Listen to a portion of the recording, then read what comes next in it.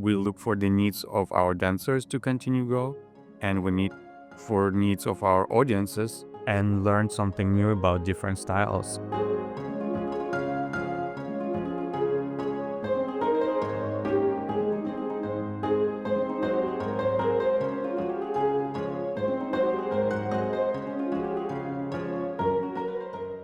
So, Gennady, where do you start when you're planning a season? How do you decide what to bring to the stage in any one year? Of course, it helps to bring some anchors to the program.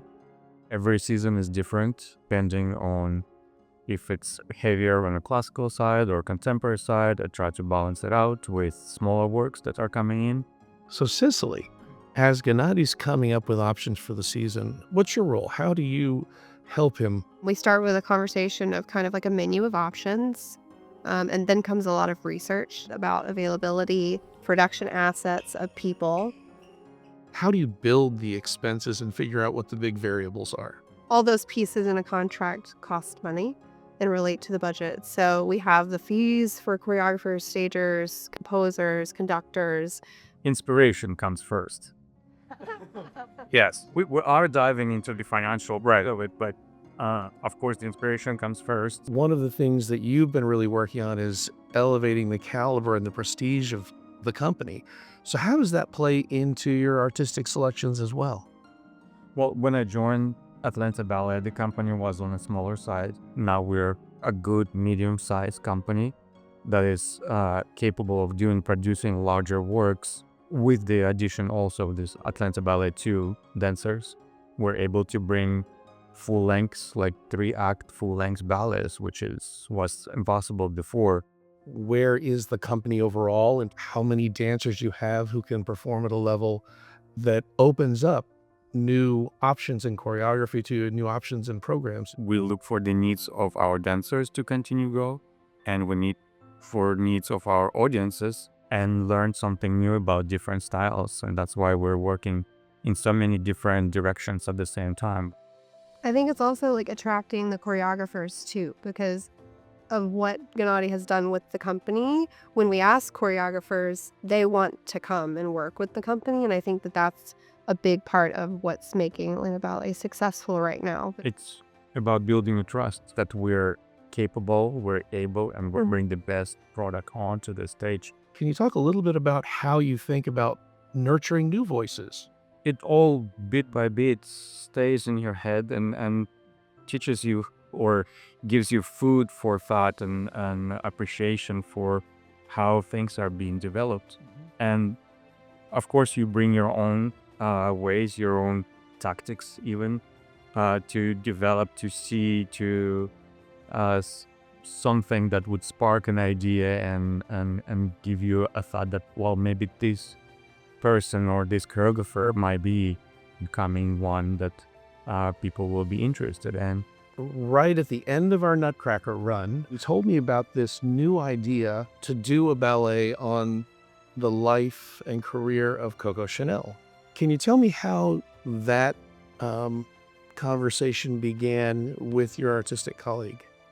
All the plans were crashed by the pandemic, so we needed to start anew. Collaborations were one of the things that would help us financially. In one of the conversations with Subteam Weber, we were discussing different productions. The Coco Chanel project came up. And he was the artistic director at the Hong Kong Ballet. Hong Kong Ballet, yes. And we started discussing what else we can do. And there was that project, which was pre-planned even pre-pandemic. When you mentioned the idea, I thought, that's great. I know that we can sell it. I know that if we get it at the right time, it'll be a great catalyst for bringing people back into theaters. And then we started down the adventure of figuring out how you do a project on 2 continents. There were 3 aspects about the Coco Chanel production. 1, Annabelle Lopez Ochoa. I was really interested when I saw that she is the choreographer of this production. I was like, okay, that's exactly the person I wanted to work with. Another thing is bringing audiences back. And of course, this intercontinental collaboration was just unbelievable to even think about it. Hong Kong, Atlanta, and Queensland Ballet in Australia is. Coco Chanel was a large production. How did you tackle that kind of challenge?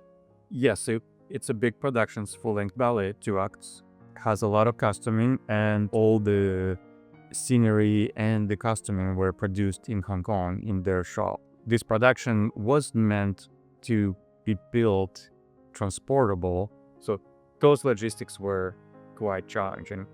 When a ballet travels, the dancers don't travel, the choreography travels. So how did you address how you're going to teach 40 dancers in your main company and 18 dancers in your second company choreography that was being created halfway around the world? We had to bring some of the creative team, or majority of the creative team here, and their support as well. We did send one of our company repetitors for 3 weeks to Hong Kong to be next to Annabelle Sacho while she was choreographing the ballet, so that we can start working on it before Annabelle was available to come to Atlanta, and that saved us a lot of time. And the first time you were able to see the finished product was at the world premiere in Hong Kong.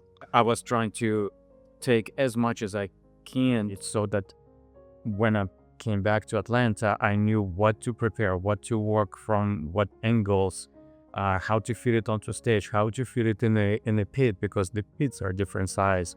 So they premiered the production in the spring, and then we were planning to do it the following February. What was the process in getting it from there to here? It was a special process. It comes on several shipping containers. And those shipping containers actually got stalled in the middle of the ocean. So we had planned, our production team had planned to begin work because there are repairs to be made. Also, it was continuing to evolve after the premiere in Hong Kong. So there were some additional costumes that we were needing to produce, additional steps for safety, things like that. We had to wait, and we had a bit of a race to the finish line. In the end, we were quite proud of being able to manage that feat.